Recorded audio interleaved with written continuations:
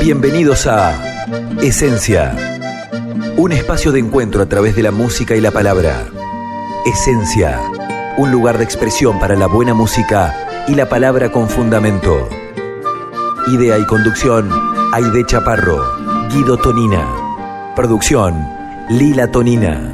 Una realización del dúo En Armonía.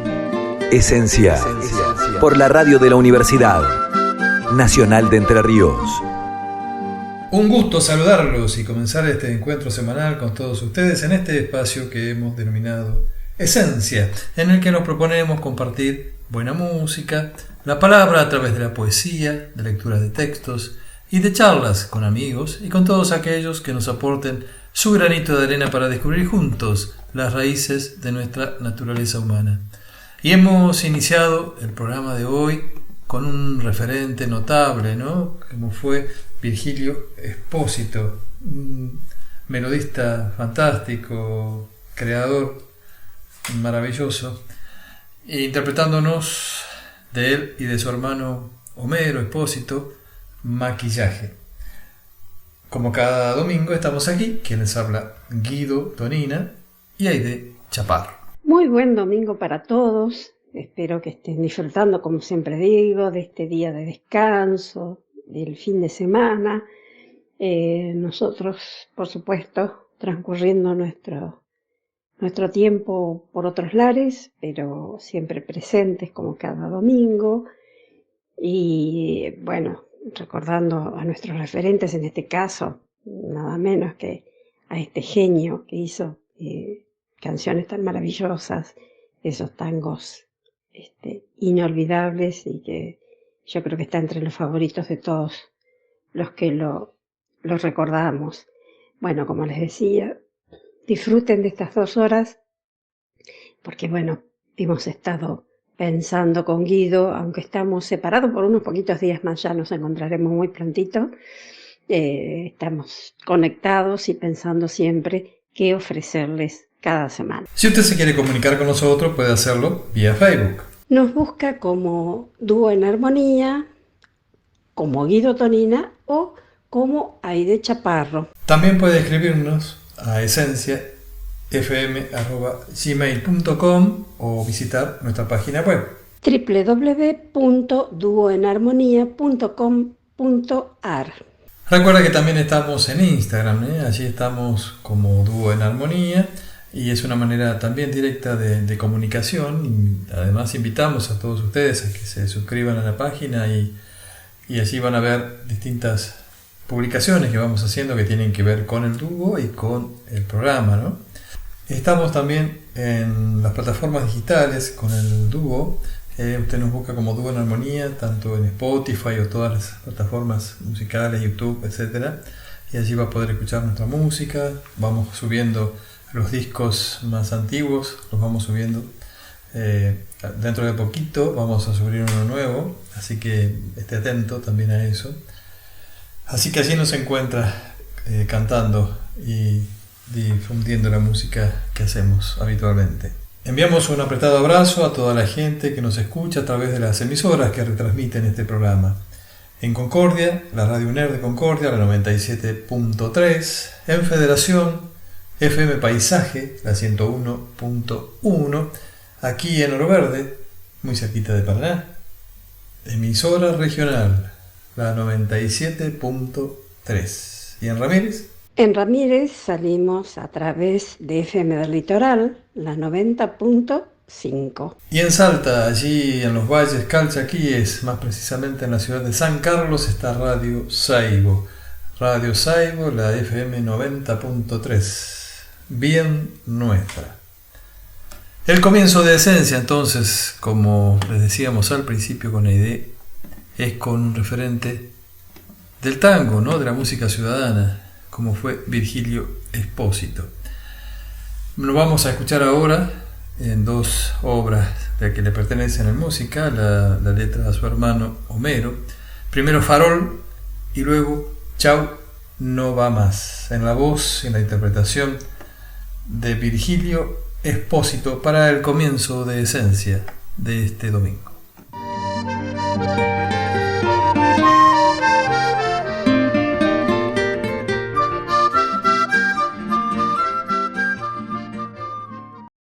Siempre tenemos en este fragmento del programa la unión de la música con la poesía, en este caso la poesía de Armando Tejada Gómez, que él iba anunciando allí cada uno de sus poemas, mejor dicho. Y escuchábamos, ilustrando este momento, la música, la interpretación del grupo vocal Caré, estos excelentes músicos, queridos amigos rosarinos, ¿no? Nos cantaban Arauco tiene una pena, de Violeta Parra, luego Grandola Vila Morena, de Seca Alfonso, y Guajira Guantanamera, de José Martí y José Fernández Díaz.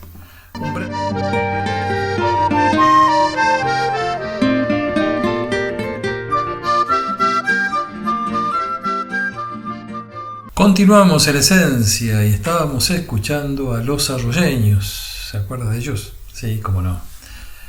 Estaban interpretando Somos la Vida, una vidala chayera de Margarita Durán, Miguel Ángel Benedicto Inchausti y Miguel Ángel Chani Inchausti.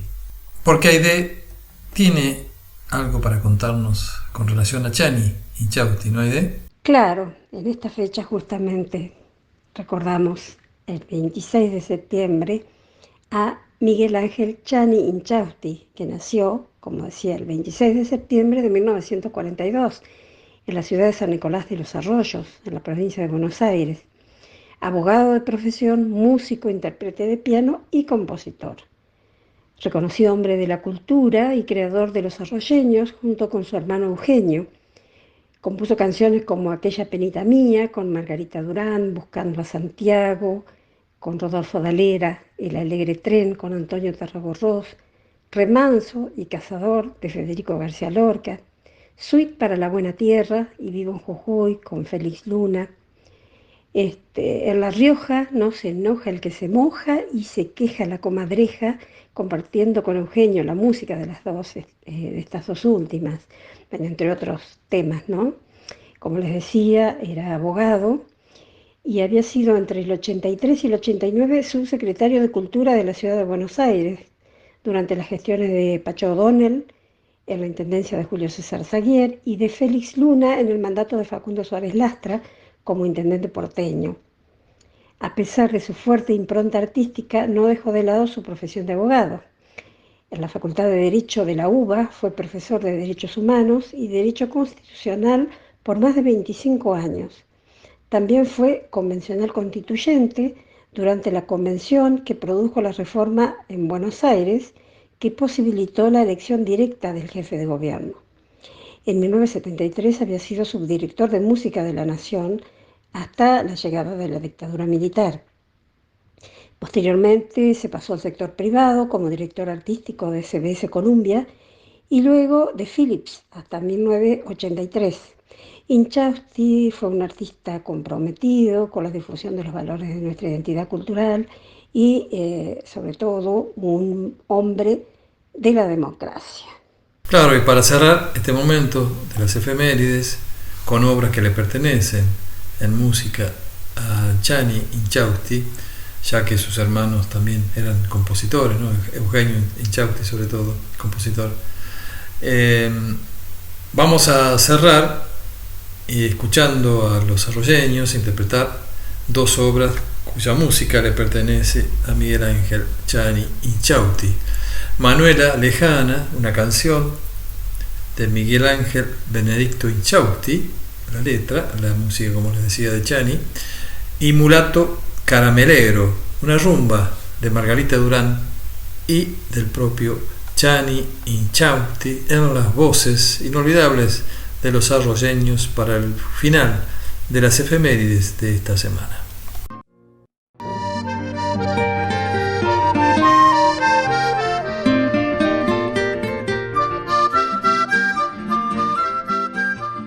Llega el momento de la guitarra Esencia, y como usted sabe que nosotros estamos por aquí del otro lado del océano, en Europa, y bueno, uno habitualmente se se relaciona y va escuchando gente que desde allá es difícil de encontrar. Traemos hoy una guitarrista joven, española ella, nacida en Reus, Tarragona. Desde allí ha iniciado su camino desde muy chiquita, desde los 6 años comenzó el estudio de la guitarra y hoy ya es una guitarrista absolutamente consagrada que lo vemos habitualmente recorrer distintos países de aquí de Europa. Hace muy poquito estuvo en Italia, aquí en el norte de Italia, tocando, y la vamos a escuchar en obras que tienen que ver con nuestra Latinoamérica, con la música nuestra, ¿no? Cazapá, un popular paraguayo, Preludio criollo de Rodrigo Riera y 3 canciones populares mexicanas de Manuel Ponce. La guitarrista convocada para este domingo, en esencia, se llama Anabel Montesinos.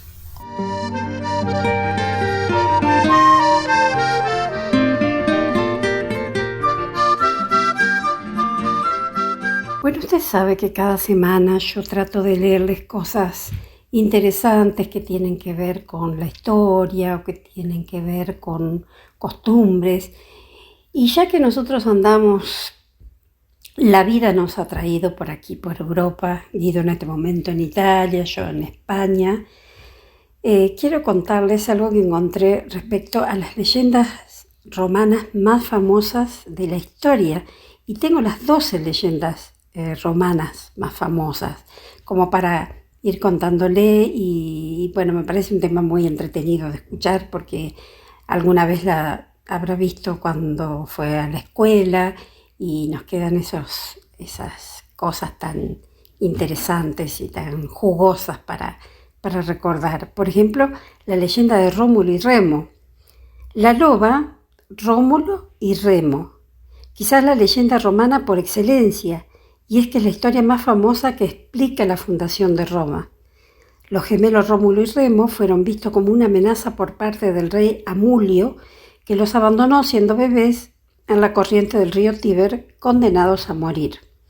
La leyenda dice que, en las faldas del río, una loba los rescató al oír su llanto y los arrastró hasta una cueva donde los cuidó durante un tiempo, incluso amamantándolos. Los pequeños sobrevivieron gracias a la loba y ya adultos, después de matar a Amulio, fueron los fundadores de Roma. El segundo es el mito de Jano. Jano es uno de los dioses romanos más importantes y era representado como un hombre con 2 rostros, uno mirando hacia adelante y otro hacia atrás. Este mito cuenta que cuando Jano gobernaba la civilización de Latium, se encontró con Saturno, el dios de la agricultura, que había sido desterrado por Júpiter.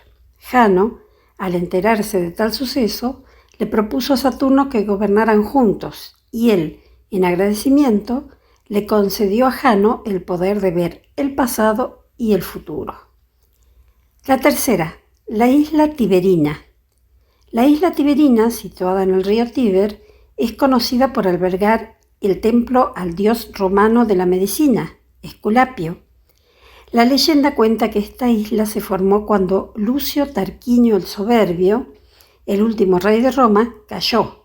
Habiendo sido un tirano déspota, los habitantes arrojaron su cuerpo al río y un tiempo después emergió la isla. Los romanos vieron dicha isla como una señal de mal augurio, pero cuando una epidemia de peste que azotó el imperio se detuvo justo cuando una serpiente llegó a la isla, pasaron a considerarla un lugar que debía ser venerado. La leyenda explica por qué el símbolo de la medicina es una serpiente y por qué se construyó el monumento a Esculapio. Cuarto, el mito de Hércules y Caco. En la Piazza della Signora, en Florencia, podemos encontrar la famosa escultura de Hércules y Caco, basada por supuesto en este mito. Caco, en la mitología romana, era un gigante mitad hombre, mitad sátiro, que vomitaba torbellinos de humo y fuego y que aterraba a los habitantes de los pueblos. La leyenda cuenta que un día Caco robó unos bueyes rojos que pastaban en el valle del Tíber. Hércules, el hijo de Júpiter, al enterarse, acudió a la cueva del monte Aventino, donde vivía Caco, y en cuya entrada colgaban las cabezas de las personas que la bestia había devorado. Hércules entró a la cueva, se enfrentó a Caco y lo descuartizó. La leyenda sitúa el origen del culto por Hércules y tuvo una gran influencia en el desarrollo de las zonas comerciales del imperio. En el próximo bloque ya le cuento la quinta y seguimos adelante.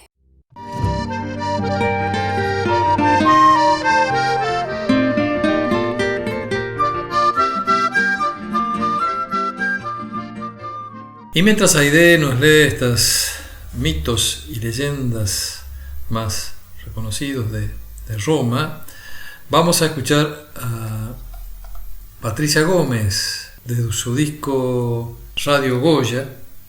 Paloma Blanca escuchábamos de Neneco Norton por Patricia Gómez Grupo. Y sigo contándoles de estos mitos romanos. Llegamos al 4, ahora vamos al 5. Circe y el rey Pico.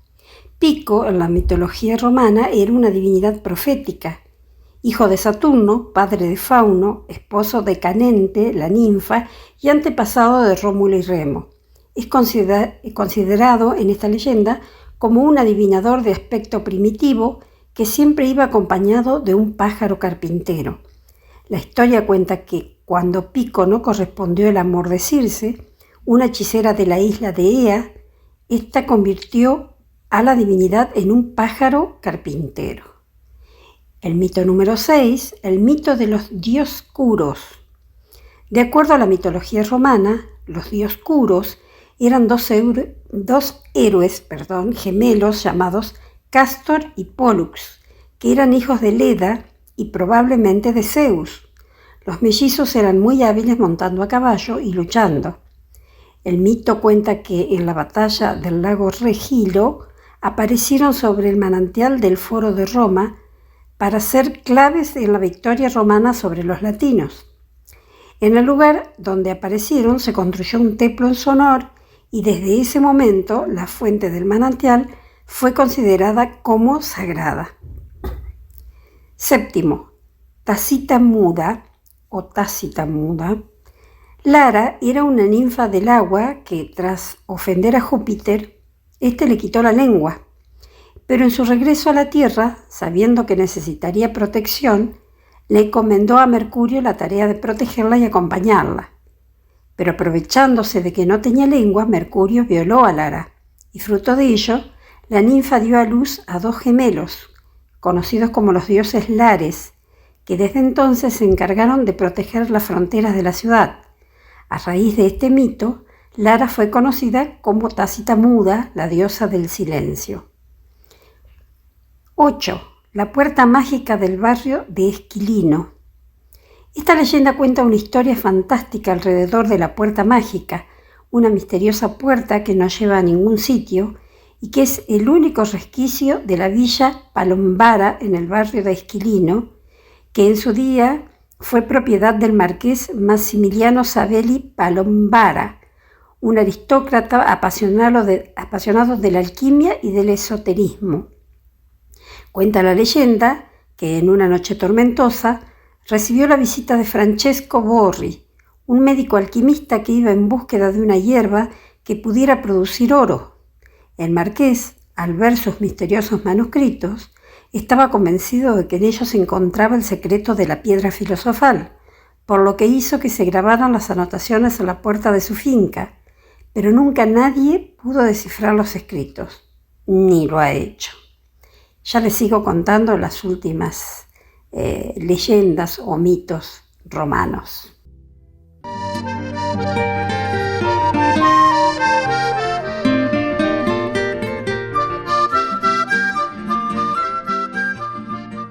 Nuevamente escuchábamos a Patricia Gómez interpretar Tus recuerdos de Julio Montes y Ernesto Montiel. Y para terminar con esta historia de los mitos romanos, le cuento el número 9, el castillo de Sant'Angelo. Esta leyenda cuenta que en el contexto de una epidemia de peste en el año 590 después de Cristo, y durante una procesión comandada por el Papa Gregorio Magno, un arcángel que sostenía entre sus manos una espada se apareció en el tejado del castillo de Sant'Angelo, que inició siendo un gran mausoleo a Adriano, quien fuera emperador romano. Se dice que poco después de la aparición del ángel, la epidemia de peste terminó, por lo que se consideró un milagro. Así pues, se colocó una estatua sobre el mausoleo para conmemorar este evento y el castillo pasó a tener el nombre con que se lo conoce en el día de hoy. Número 10. El callejón de los Mazzamurelli. La leyenda habla de los Mazzamurelli, unos espíritus similares a los elfos, que habitan una estrecha calle de Trastevere, donde había una casa embrujada donde un hombre se hacía pasar por un mago capaz de ver demonios. La historia dice que estos entes protegen al pueblo, pudiendo otorgar a los romanos cualidades tanto de arcángel como de diablo. El número 11. El Passetto di Borgo. La leyenda cuenta que aquel que cruce 70 veces el Passetto di Borgo tendrá suerte para toda su vida. Este pasaje fue construido en el siglo XIII como un pasadizo que une la ciudad de Valticano con el castillo de Sant'Angelo, siendo así un túnel que permitiría al Papa huir ante un peligro que amenazara la ciudad. El Papa Alejandro VI y el Papa Clemente VII fueron algunos de los que usaron este pasaje secreto. Y el número 12, el exorcismo de la tumba de Nerón. Nerón es recordado por ser el más tiránico de todos los emperadores romanos. Tanto fue así que se vio obligado a abandonar la ciudad de Roma, pues fue considerado un enemigo público del pueblo. Al llegar a la Piazza di Popolo, Nerón estaba listo para suicidarse con ayuda de su secretario Epafrodito, pero este, al ver que se acercaba un soldado romano, apuñaló a Nerón, quien fue enterrado en esa misma plaza. La leyenda cuenta que a partir de ese momento, el fantasma de Nerón paseaba por la plaza, apareciéndose, según la historia, por los rituales que los practicantes de la magia negra realizaban alrededor de la tumba. Todo esto hizo que creciera un nogal que, al considerarse maldito, hizo que se practicara un exorcismo en la tumba. Los restos mortales de Nerón fueron desenterrados, quemados y arrojados al río Tíber. Para agradecer el exorcismo a la Virgen María, que indicó que debían talar el nogal, en ese mismo lugar se alzó la Basílica de Santa María del Pueblo. ¿Qué le parece? Cosas que se cuentan en todo el mundo. Hay este tipo de mitos, de leyendas. Interesante.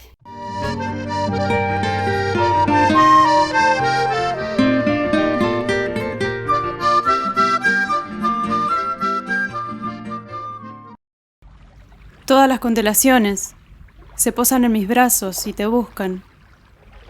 Creo un altar y sacrifico mi suerte para quedarme con las razones que obligan a torcer el camino. El viento no se cansa de nombrarte y sabiendo que las palabras sobran, en silencio cierro los ojos para encontrarte.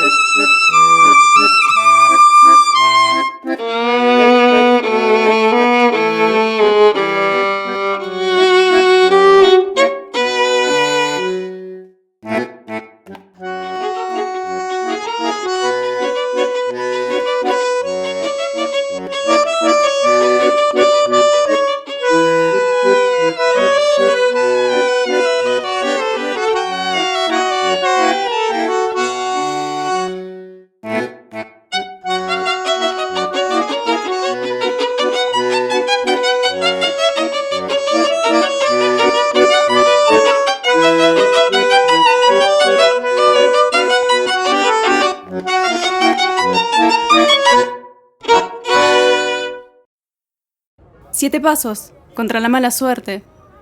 Un taxi sin chofer que me lleve día y noche hacia 1000 estrellas o un aroma familiar. Unas zapatillas rotas. Cantar, soñar, subir escaleras, renunciar al miedo, quedarse. Caminar de espaldas hacia los labios de un poema, caer, ser tomada, un piropo, achinar los ojos.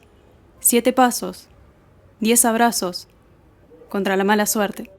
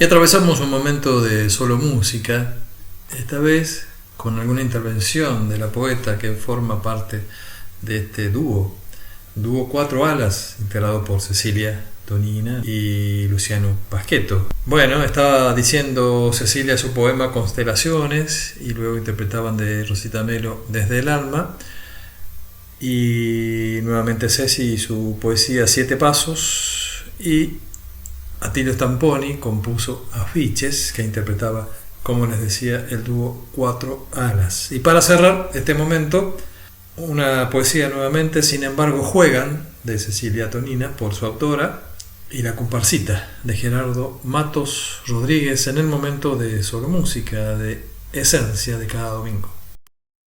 A él le robarán las flores del castillo, a ella le apagarán las luces del estadio, a ella le pintarán el espejo. Crecerán abruptamente, alguno devorado por su casa, otro crucificado con espinas en la boca, una aturdida de chicharras en la siesta, alguien, por sirenas en la noche. Pero un espíritu silbando despacito irá regando de llaves el camino, y con su pie de gigante hará estremecer las rejas, y con su oído infinito afinará las voces en una canción. Irán con flores en el pelo los niños a ver a las chiquillas de rodillas raspadas mientras pequeñas explican el juego.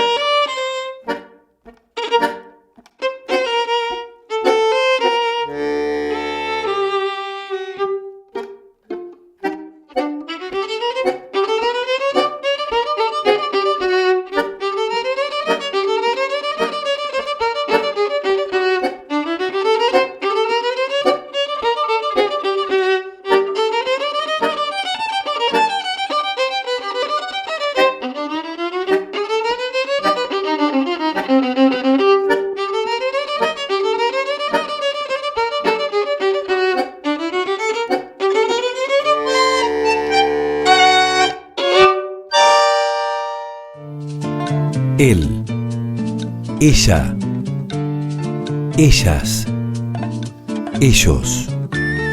Historias, leyendas, dichos, sucedidos, trabalenguas, romances, poesías, cuentos, propios y ajenos. Aquí, ahora, en Esencia, Cuentacuentos.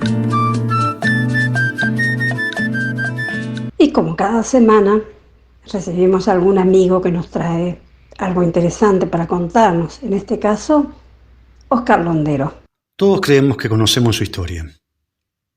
El sobreviviente de Auschwitz. El autor de Si esto es un hombre. El hombre que durante 40 años demostró que era posible la vida después de Auschwitz. Hasta que se tiró por el hueco de las escaleras de su casa desde un tercer piso y se desnucó en 1987. Pero hay infinidad de cosas más que asombran en Primo Levi. El tipo acababa de recibirse de bioquímico en Turín, cuando fue capturado por la milicia fascista y enviado al campo de detención de Fossoli, de donde sería deportado a Auschwitz. Cuando por fin logró volver a Turín, después de sobrevivir al campo y a un año de increíbles peripecias por los territorios soviéticos de posguerra, Levi retomó su puesto como bioquímico en la misma fábrica de pintura donde trabajaba antes de ser capturado y donde permaneció 40 años, hasta jubilarse, un año antes de su muerte. A lo largo de esos 40 años, cada día, cuando terminaba su jornada laboral, se quedaba escribiendo un par de horas en la fábrica vacía. Su obligación como sobreviviente era dar testimonio, decía, y escribió sus experiencias usando como modelo los informes semanales que le pedían en la fábrica, intentando la mayor claridad y precisión informativa. Uno de los méritos más asombrosos de su obra es que no muestra nunca odio ni rencor por los nazis. Él lo explica así. He preferido el lenguaje mesurado y sobrio del testigo, no el lamento de la víctima ni la ira del vengador, porque mi palabra resultaría más creíble cuanto más objetiva y desapasionada fuese. Solo así cumple su función el testigo para el juez. Y el juez son ustedes, los que leen. Levi tardó un año en escribir Si esto es un hombre. Al terminarlo llevó a la editorial Einaudi, pero se lo rechazaron. Consiguió que un sello ignoto se lo publicara, pero dejaron durmiendo en un depósito los ejemplares de la única edición hasta que, 11 años después, la misma persona que había rechazado el libro en 1947 se lo pidió para publicarlo en Einaudi. Se trataba de la escritora Natalia Ginzburg, no solo judía y antifascista, sino también viuda de Leone Ginzburg, asesinado a golpes por los nazis en la cárcel de Regina Coeli en 1944. Aunque ganó todos los premios literarios importantes de Italia, y sus 10 libros son, estilísticamente hablando, formidables, Levi nunca se consideró un escritor exactamente. Sería prefiriendo la definición inicial que había dado de sí mismo. Un testigo. Alguien que daba testimonio de ese medirse a la manera de los personajes de Conrad, intentando dilucidar hasta dónde llegaban sus límites y los de los demás como personas. En el capítulo más emocionante de su último libro, Los hundidos y los salvados, publicado meses antes de morir, Levi cuenta el sacudón que le produjo la noticia de que Si esto es un hombre, se iba a publicar en Alemania. Si bien yo había escrito mi libro en italiano, para italianos, sus verdaderos destinatarios eran los alemanes.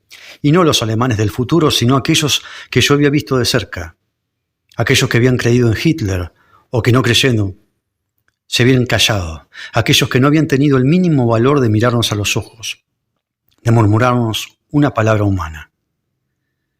El libro de Levi se publicó en 1960 en Alemania y se reeditó muchas veces a partir de entonces. En Los hundidos y los salvados, Levi dice que desde 1960 a 1987 recibió exactamente 40 cartas de alemanes que leyeron su libro. Una de ellas, escrita por una mujer, dice: tal vez usted no se dé cuenta completamente de cuántas cosas ha dicho implícitamente de sí mismo, y por consiguiente del hombre en general. Eso es precisamente lo que le confiere peso y valor a cada página de sus libros. De todas las impresionantes confesiones y reflexiones sobre la condición humana hechas como al pasar por Primo Levi en sus libros, yo me quedo con 2. Una la dice cuando explica por qué no se ve a sí mismo como un intelectual, por qué el escritor que es le debe más a la bioquímica que a la literatura.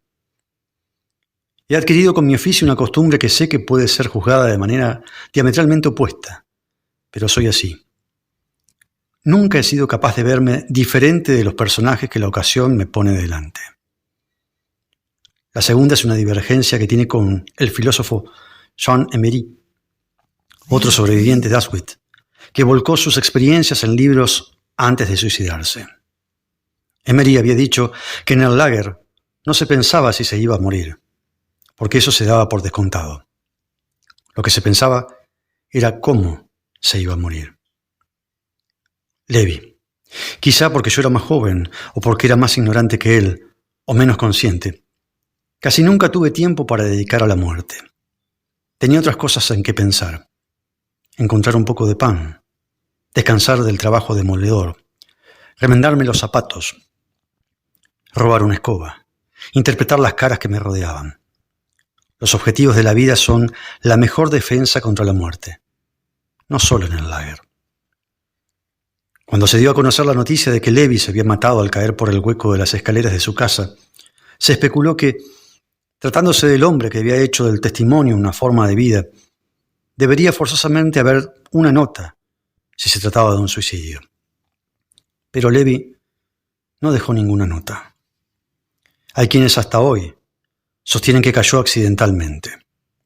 Estaba débil, sin recuperarse aún de una operación de próstata, y la baranda de la escalera era baja. Al creer oír la voz de su esposa abajo y asomarse para contestarle. Y hay quienes citan el sueño recurrente que Levi describe en el párrafo final de su libro La Tregua, que narra su peregrinaje desde que fue liberado del campo por los rusos hasta que llegó de vuelta a Italia. Estoy a la mesa con mi familia, o trabajando, o con mis amigos. Ya les he contado todo lo que pasó, y de pronto el decorado va deshaciéndose a mi alrededor. Estoy solo en una nada gris y turbia, y de pronto sé que nada afuera del lager es verdad. Que la familia, el trabajo, los amigos fueron una vacación breve, un engaño de los sentidos. Y oigo en mi oído una voz conocida que dice una sola palabra. Es la orden del amanecer en Auschwitz, esa palabra extranjera, temida y esperada. Stawać. Levantarse. Si esto no es un hombre. Texto de Juan Forn.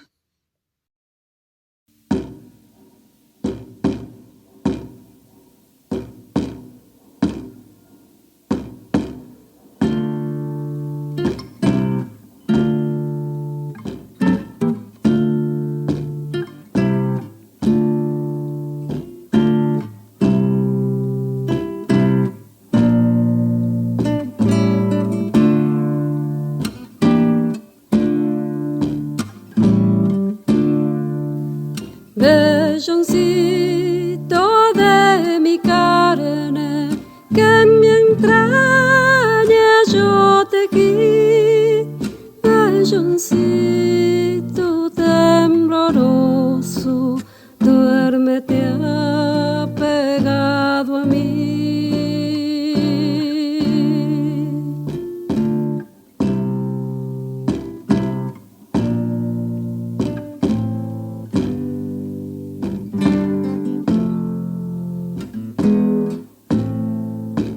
La perdiz duerme en el trébol, escuchándole latir. No te turben mis alientos, duérmete apegado a mí.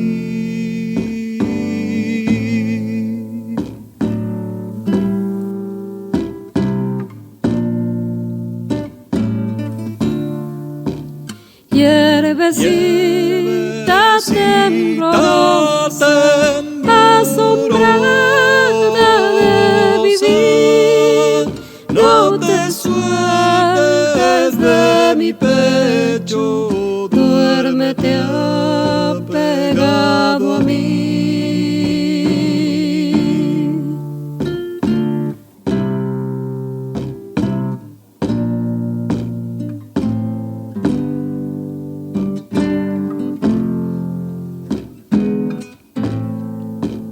Yo que todo lo he perdido, ahora tiempo de dormir, no resbales de mi brazo, duérmete apegado a mí.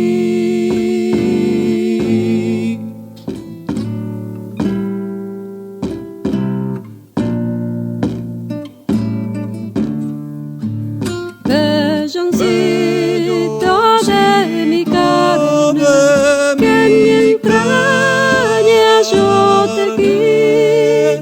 Belloncito tembloroso, duérmete apegado a mí.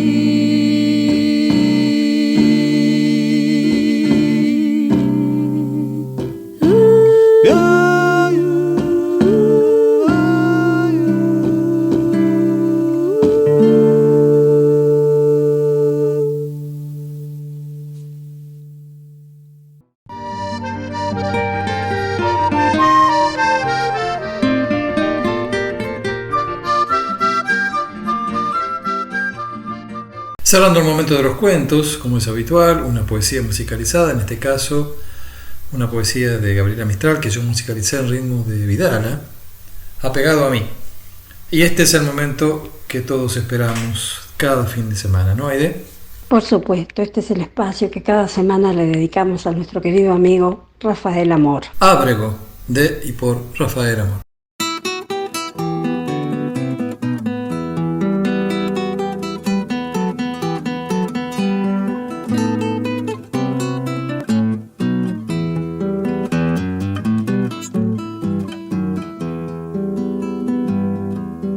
Salvador Toraño, cantero de Unquera,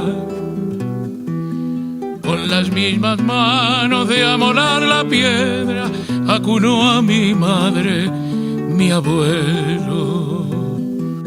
Salvador Toraño, cantero de Unquera.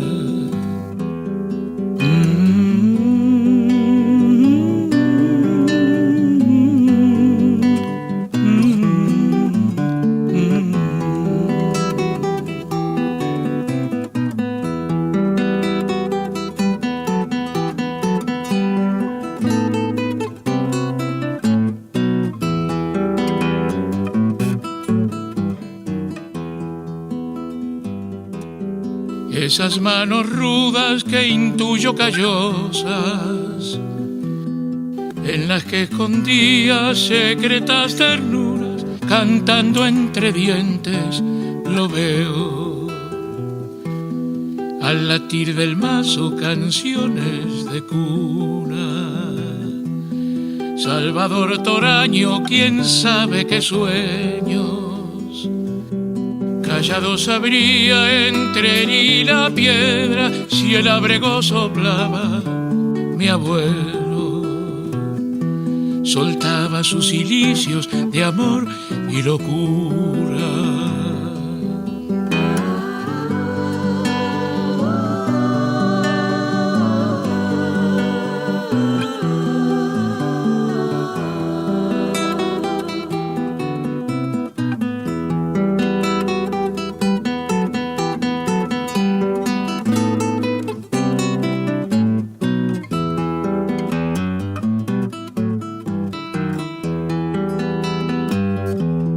Salvador Toraño, cantero inmigrante, se afincó en La Plata y fue panadero, con aquel pan blando, mi abuelo. Amasó un futuro más puro, más bueno.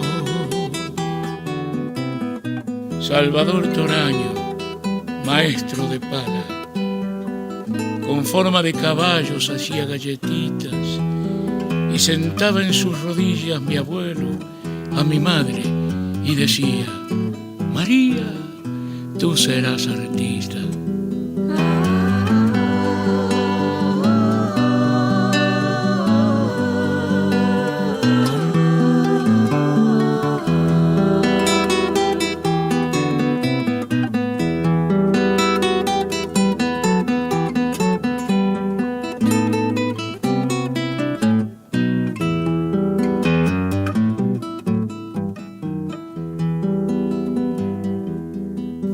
Salvador Toraño, cantero de Unquera.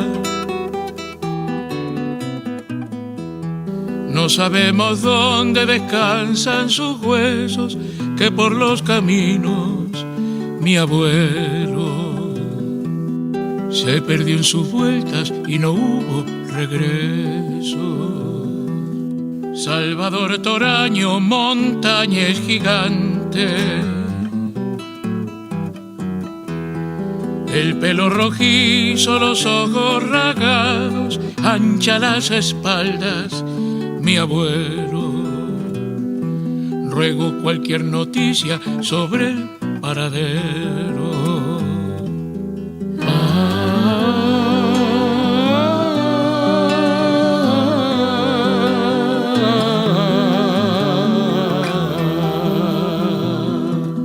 Salvador Toraño, cantero de Unquera.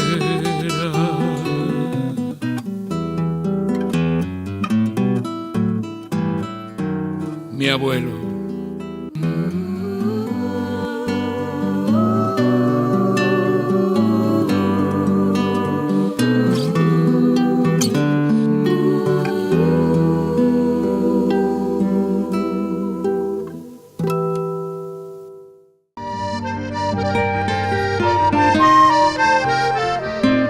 No nos queda más tiempo, simplemente para decirles que el próximo fin de semana estaremos aquí nuevamente para compartir con ustedes 2 horas de buena música y del encuentro con la palabra. Nos vamos a ir con una obra que me pertenece, una huella que se llama Camino Errado. Con ella les decimos que pasen la mejor de la semana. Hasta el domingo que viene.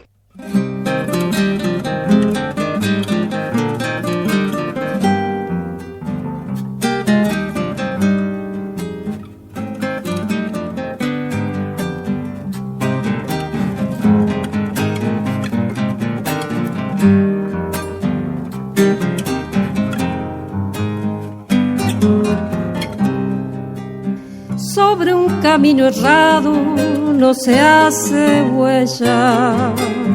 La mentira al abismo siempre nos lleva. Cuando venga la noche, te lo aseguro, ha de cambiar de marcha quien va sin rumbo. Cuando se tira del lazo por lo más flaco, se partirá sin dudas en 1000 pedazos. Destapada la olla, se ven los trapos que fingían ser paños y eran harapos. La la la la la la, ira, la la la ira. La huella es espejismo cuando hay engaño.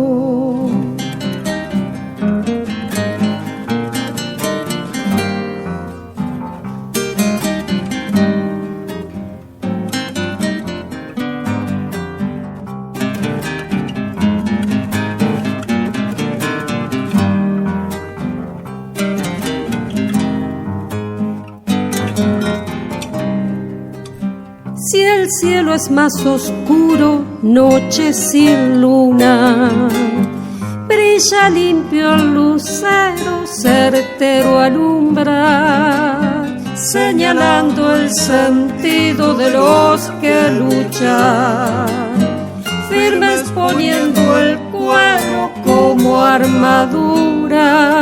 Con mentiras y versos no se hace huella, tarde o temprano muere en la maleza. Destapada la olla, se ven los trapos que fingían ser paños y eran harapos. La la la la la la, la la la la la. La huella es espejismo cuando hay engaño.